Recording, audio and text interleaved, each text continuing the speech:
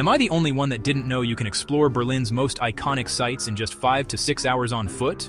Or even faster by bike, e-bike, minivan, rickshaw, or public transport? With detailed info at every stop, you can choose your own adventure. Welcome to Berlin, where our journey begins at the beating heart of the city, Alexanderplatz. Berliners affectionately call it Alex. This vast plaza pulses with life, a crossroads where the city's restless spirit is on full display. Trams hum past, shoppers dart into grand department stores, and visitors gaze skyward at the Fernsehturm, the iconic TV tower that defines Berlin's skyline. It's almost impossible to picture, but this modern expanse was once a bustling cattle market, just beyond the city's ancient walls. The name Alexanderplatz honors Russian Tsar Alexander III, who visited in 1805, a diplomatic gesture that symbolized a fleeting moment of European unity. Over centuries, Alexanderplatz has been a living canvas, shaped and reshaped by kings, kaisers, dictators, and dreamers.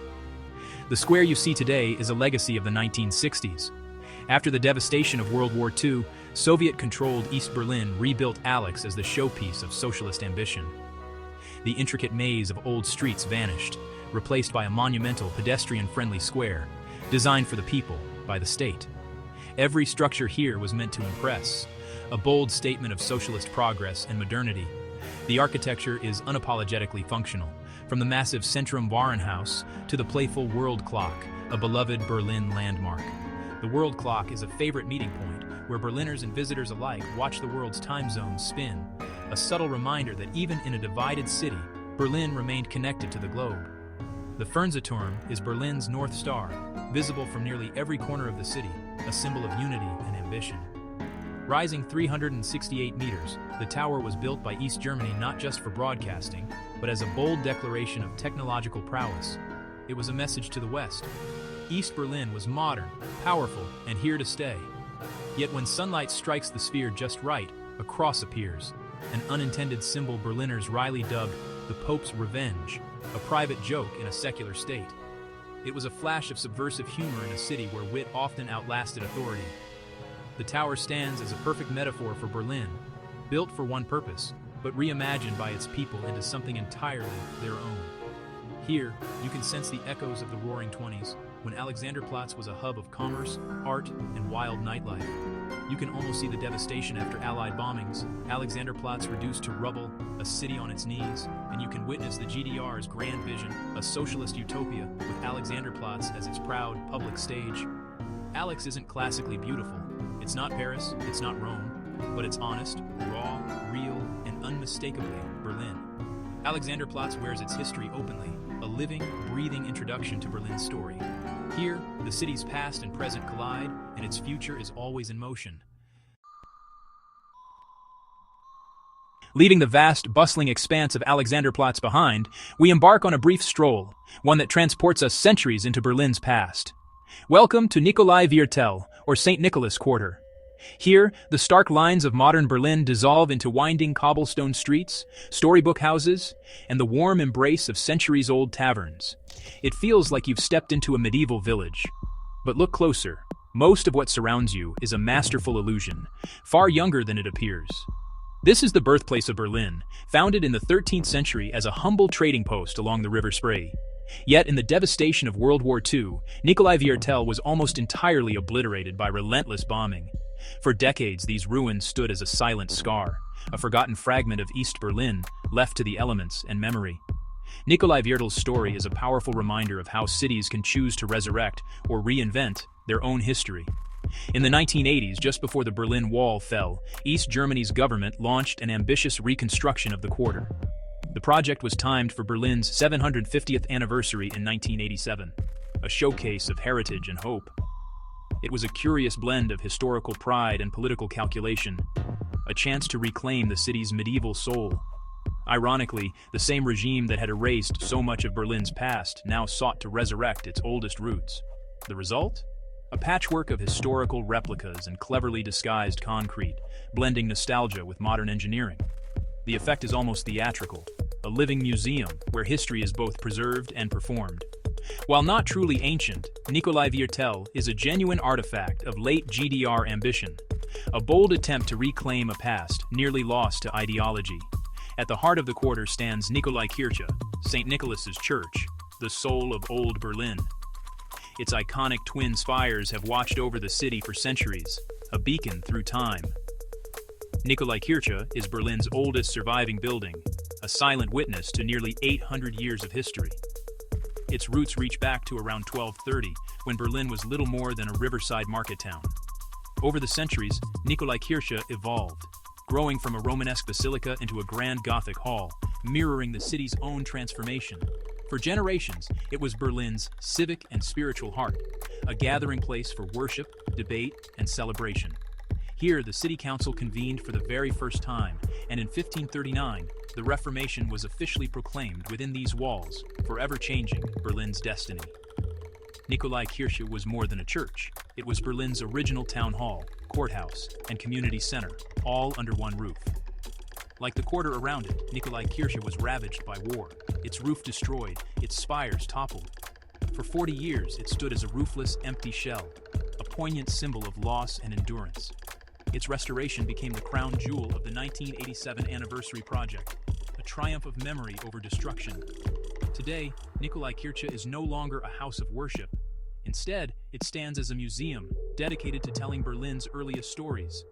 Inside, you'll find intricate models tracing Berlin's evolution from medieval outpost to modern metropolis, along with rare artifacts that have survived centuries of upheaval. Standing within these restored walls, you can feel the indomitable spirit of Berlin, a city that refuses to be defined by its scars. Nikolaikirche has been a sanctuary, a ruin, and now a museum, a living testament to Berlin's resilience, reinvention, and reverence for its own remarkable journey. Emerging from the intimate, winding streets of the Nikolaiviertel, we step onto a bridge spanning the Spree River, our gateway to one of Europe's most extraordinary cultural treasures, Museum Island. Here, Berlin proclaims its place among the world's great cultural capitals. The very name, Museum Island, signals its ambition and legacy. This UNESCO World Heritage Site is home to 5 world-renowned museums, housing masterpieces and artifacts that span 6 millennia of human civilization. The vision for Museum Island was born from the ambitions of Prussia's kings. In 1810, King Friedrich Wilhelm III decreed the creation of a public collection for the study of art and antiquity, an audacious move to rival the cultural might of Paris and London. The result, a monumental ensemble that would define Berlin's identity. Our journey begins at the Lustgarten, the grand lawn before the Altes Museum, a space that has mirrored Berlin's turbulent history. Once a humble kitchen garden for the royal palace, the Lustgarten was transformed into a Baroque showpiece, then repurposed as a parade ground for Prussian soldiers, each era leaving its mark. During the Nazi era, this space was commandeered for massive propaganda rallies, its gardens replaced by stone and spectacle, a chilling reminder of how public spaces can be transformed by power.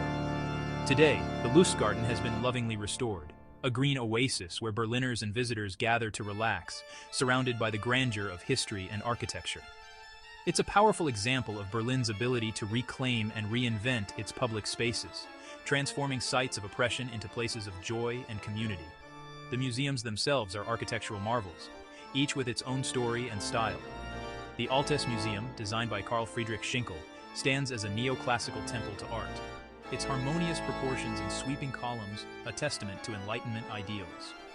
The Neues Museum, masterfully restored by architect David Chipperfield, fuses its scarred 19th century structure with contemporary design, an architectural dialogue between past and present. Within its walls resides one of Berlin's most iconic treasures, the bust of Queen Nefertiti. Encountering her timeless beauty in person is a moment that lingers long after you leave. This 3,300-year-old limestone masterpiece, unearthed in Egypt by German archaeologist Ludwig Borchardt in 1912, has become a symbol of both artistic genius and international debate over cultural heritage. Nefertiti reigns as the undisputed queen of Museum Island. Just steps away, the Pergamon Museum astonishes with entire architectural wonders from antiquity, including the awe-inspiring Ishtar Gate of Babylon and the monumental Pergamon altar. Passing through the radiant blue walls of the Ishtar Gate, you are transported back to the reign of Nebuchadnezzar II. Its scale and artistry are simply breathtaking. Museum Island stands as a monument to 19th century German passion for discovery and collection, a bold effort to bring the wonders of the world to Berlin's doorstep. It reflects an era of soaring national confidence when Prussia was forging the German Empire and sought a cultural stage worthy of its newfound power. Today, Museum Island's legacy continues to enrich Berlin, its treasures, architecture, and spirit, inviting the world to explore, reflect, and dream anew. Our journey continues along the iconic Unter den Linden, Berlin's grand historic boulevard, where the city's past and present intertwine beneath the shade of centuries-old linden trees. This storied avenue, alive with energy, stretches from the majestic Brandenburg Gate all the way to the cultural heart of Museum Island. Often called Berlin's answer to the Champs-Élysées, Unter den Linden is a symbol of the city's ambition and elegance. Yet, beneath its beauty, this avenue holds memories that are deeply sobering. We arrive at Bebelplatz, a stately cobblestone square embraced by the State Opera, the domed St. Hedwig's Cathedral, and the historic law faculty of Humboldt University. Today, it exudes a quiet peace. But on the night of May 10, 1933, this tranquil square became the stage for one of the Nazi regime's earliest and most chilling spectacles. Here, university students and Nazi supporters gathered to burn more than 20,000 books in a public act of censorship and intimidation. The flames consumed works by Jewish, pacifist, and liberal thinkers, Albert Einstein, Sigmund Freud, Thomas Mann, and countless others, voices the regime sought to silence. Declared un-German, these books were thrown into a massive bonfire, a calculated act of terror against free thought. It was a symbolic assault on culture itself, a warning that ideas, too, could be destroyed by force. Standing here today, it's haunting to imagine the flames once leaping skyward, erasing the words of some of humanity's greatest minds. Berlin does not shy away from this dark legacy. Instead, it confronts it with one of the most powerful memorials in Europe. At the very center of the square, a pane of glass is set flush with the stones. Peer through it, and you'll see a ghostly underground library, its shelves forever empty. The room is designed to hold exactly 20,000 books, the number destroyed here in 1933. This is the library memorial, conceived by Israeli artist Mika Ullman, a masterpiece of subtlety and sorrow. There is no imposing statue, no loud inscription, only a silent, haunting emptiness. The absence itself speaks volumes, capturing the loss that comes when a society destroys its own culture. Nearby, a small plaque bears a prophetic warning from the poet Heinrich Heine, written nearly a century before the book Burning. Just a short stroll from the somber echoes of Bebelplatz, we arrive at Gendarmenmarkt, often hailed as Berlin's most beautiful square. Gendarmenmarkt dazzles with its harmonious blend of architecture and culture. At its heart stands the Konzerthaus, Berlin's premier concert hall, flanked by two nearly identical domed churches. The Französischer Dom, or French Cathedral, was built for the Huguenots, French Protestants who found refuge in Berlin after fleeing religious persecution in the 17th century. Opposite stands the Deutscher Dom, or German Cathedral, serving the city's Lutheran congregation. This deliberate symmetry was a powerful statement, an architectural embodiment of unity and tolerance. The French cathedral welcomed the Huguenots, who enriched Berlin's culture and economy thanks to the open-mindedness of Prussian rulers. The German cathedral, meanwhile, became a spiritual home for Berlin's Lutherans. Gendarmenmarkt stands as a living symbol of Berlin's enduring spirit of religious tolerance, a place where German and French communities have worshipped side by side for centuries. We journey south into a district where the scars of the 20th century remain vivid, etched into the very streets and stones of Berlin. Our destination, Checkpoint Charlie, the most iconic border crossing of the Cold War era. For decades, this unassuming checkpoint was the epicenter of global tension, a flashpoint between East and West Berlin. Here, the world's superpowers stared each other down, and the hopes and heartbreaks of a divided city played out in real time. In October 1961, Soviet and American tanks stood just meters apart, their guns trained on each other. Berlin teetered on the brink of war. For some, Checkpoint Charlie was a gateway to freedom. For many, it was a final, fatal barrier. Today, a reconstructed guardhouse stands here, complete with actors in period uniforms, an echo of the past, now a magnet for visitors. The lively, almost carnival-like atmosphere can feel surreal, even unsettling. Yet beneath the surface, the gravity of what happened here is impossible to ignore. Look past the souvenirs, and you'll feel the weight of history pressing in from every side. The Mauer Museum, just steps away, chronicles the astonishing ingenuity and courage of those who defied the wall. Ingenious escapes unfolded here. Hot air balloons soaring over the border, tunnels snaking beneath it, and cars with secret compartments. The checkpoint was reserved for foreigners, diplomats, and military personnel. Ordinary Berliners could only dream of crossing. It was the only place where the world's two superpowers confronted each other face to face, the stakes nothing less than peace or war. Standing here, you can almost feel the icy tension of the Cold War, the sense of a city and a world split in two. Just a short walk west lies a sight even more sobering, the topography of terror. This is not an easy place to visit, but it is essential, a confrontation with the darkest chapters of human history. The museum stands on the very ground where the Nazi regime's most feared institutions, the Gestapo, SS, and Reich Security Main Office, once operated. From these offices, men like Heinrich Himmler and Reinhard Heydrich orchestrated the Holocaust and the machinery of terror that devastated Europe. The site itself is haunting, its foundations exposed, a silent witness to unimaginable crimes. Allied bombs reduced these buildings to rubble, and for decades the land was a desolate no-man's land, shadowed by the Berlin Wall. Today, the excavated cellars are open to the sky, a ghostly outline of the terror once planned here. Along the edge, a long stretch of the Berlin Wall endures, a stark reminder of the division that followed the Nazi nightmare. The exhibition lays bare the rise of the Nazis and the machinery of their terror with chilling bureaucratic precision. This is a place that compels us to confront how a modern society descended into barbarism, and to remember the cost of forgetting. Berlin insists that these lessons endure, etched into its landscape and into the conscience of all who visit. Just steps from the topography of terror, we enter what appears to be an ordinary Berlin neighborhood, modern apartment blocks, a quiet parking lot, and the hum of daily life. Here, a small, easily overlooked information board is all that marks one of history's most infamous locations. Beneath our feet once lay the Führer bunker, the fortified underground shelter where Adolf Hitler spent his final days, ultimately taking his own life in April 1945 as the Third Reich collapsed. In the aftermath of the war, both East and West German authorities grappled with how to handle this charged site. Determined to prevent it from becoming a neo-Nazi pilgrimage spot, they kept it unmarked and uncelebrated.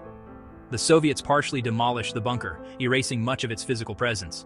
By the 1980s, the East German government paved over the remnants, erecting the housing development we see today. The decision to leave the site unmarked for decades was intentional, a conscious effort to let it dissolve into anonymity. The hope was that over time, the place would become just another unremarkable corner of the city. Yet the world's curiosity persisted.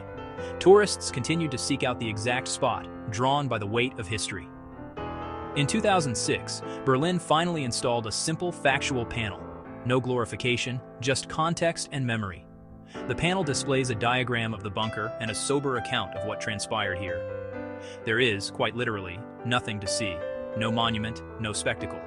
And that is precisely the point. Berlin refuses to memorialize the place where its greatest tragedy was orchestrated and ended. The ordinariness of this space is a powerful, deliberate statement. It denies Hitler the dramatic legacy he might have craved. His legacy is not a monument, but the emptiness and devastation he left behind, a void filled over time by new life. From this place of silent non-remembrance, we journey just a few minutes to a symbol of Berlin's astonishing rebirth, Potsdamer Platz. Before World War II, Potsdamer Platz was Europe's busiest intersection, a dazzling hub of nightlife, commerce, and culture. It was the beating heart of 1920s Berlin, alive with cafes, theaters, and luxury hotels, a crossroads of the world. Imagine Times Square and Piccadilly Circus combined, and you have a sense of its energy, until war shattered it all. Allied bombing raids obliterated the square, reducing it to rubble. After the war, it became a desolate no-man's land, where the American, British, and Soviet sectors converged. In 1961, the Berlin Wall cut straight through this emptiness, dividing the city and freezing the square in time. For nearly 40 years, Potsdamer Platz was Europe's largest vacant lot, a haunting expanse of weeds, watchtowers, and silence. I remember standing on a viewing platform in the 1980s, staring out at this lifeless zone, unable to imagine its revival. Yet, after the wall fell in 1989, the impossible happened. The area became Europe's largest construction site, a blank canvas for the city's future. Visionary architects from around the globe were invited to reimagine Potsdamer Platz for a new era.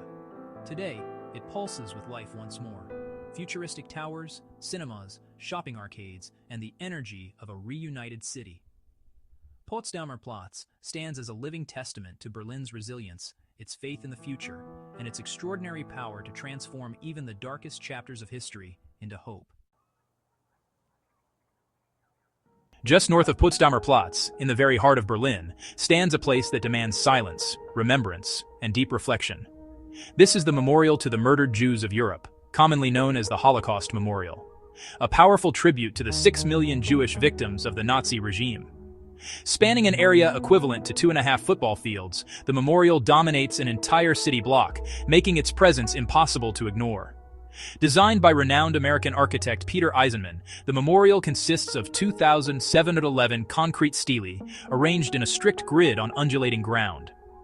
Each slab is identical in width and length, but their heights vary dramatically, from mere inches to over 15 feet, creating a landscape that is both uniform and unpredictable. There are no names, no statues, no symbols, only the silent, anonymous stone. Entering the memorial is a profoundly disorienting experience. The ground rises and falls beneath your feet, and as you move deeper, the stelae loom overhead, swallowing you in their shadow. The sounds of Berlin fade, replaced by an enveloping quiet. The straight, orderly paths soon become a confusing labyrinth, challenging your sense of direction. You lose sight of those walking beside you, isolated by the stone walls. The sensation is one of instability, isolation, and being overwhelmed by a silent, faceless system. This is not a place of comfort. Eisenman's vision was to create a space that unsettles, that disrupts the order and certainty we expect from monuments. The memorial is an abstract representation of the machinery of genocide, a system that dehumanized and destroyed millions. Its design has sparked debate. Some argue that its abstraction fails to fully honor the victim's memory. Others find it to be among the most powerful and thought-provoking memorials ever created. The memorial's integration into daily life, children playing, people eating lunch, has itself become a subject of controversy. Yet perhaps this is part of its message. The memorial is woven into the fabric of Berlin, a permanent, unavoidable reminder at the city's core. It compels Berliners and visitors alike to confront Germany's darkest chapter, every single day. This is not a place to visit once and forget. It is a living part of the city's landscape and memory. Beneath the field of stelae lies the underground information center. Here, the abstract experience above is given a deeply human context. You encounter the names, photographs, and life stories of the victims, restoring individuality to those lost. Letters written in desperation, family portraits, and final messages offer a glimpse into lives cut tragically short.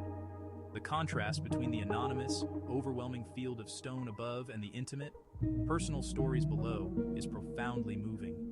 The memorial operates on two levels, intellectually and architecturally above ground, emotionally and personally below. As Germany's national Holocaust monument, it stands as a profound, permanent promise, never again etched into the heart of its capital. Our journey through Berlin's vibrant history reaches its grand finale at the city's most iconic monument, the Brandenburg Gate. This majestic neoclassical archway has stood at the heart of Berlin for over 2 centuries, witnessing the city's triumphs and tragedies. Commissioned by King Frederick William II of Prussia as a symbol of peace, the gate's story is anything but peaceful. In 1806, Napoleon's army triumphantly marched through, even seizing the gate's quadriga as a trophy of conquest. The Nazis later transformed the gate into a chilling symbol of their regime, staging massive rallies beneath its arches. For nearly 3 decades, the gate stood trapped in a barren no-man's land, a haunting emblem of a city and a world divided. The Berlin Wall ran directly in front of it, severing east from west, and turning the gate into a silent witness to separation. The world watched in awe on November 9, 1989, as Berliners from both sides converged here, their faces alight with hope and disbelief. When the wall finally fell, a tidal wave of humanity surged through the gate, reclaiming it as a symbol of unity. People scaled the wall, celebrated with music and laughter, and chipped away at the concrete that had divided them for so long. Overnight, the Brandenburg Gate was reborn, from a symbol of division to the beating heart of a reunited Germany. Today, to stand here and watch people pass freely beneath its arches is to witness the living miracle of Berlin's transformation.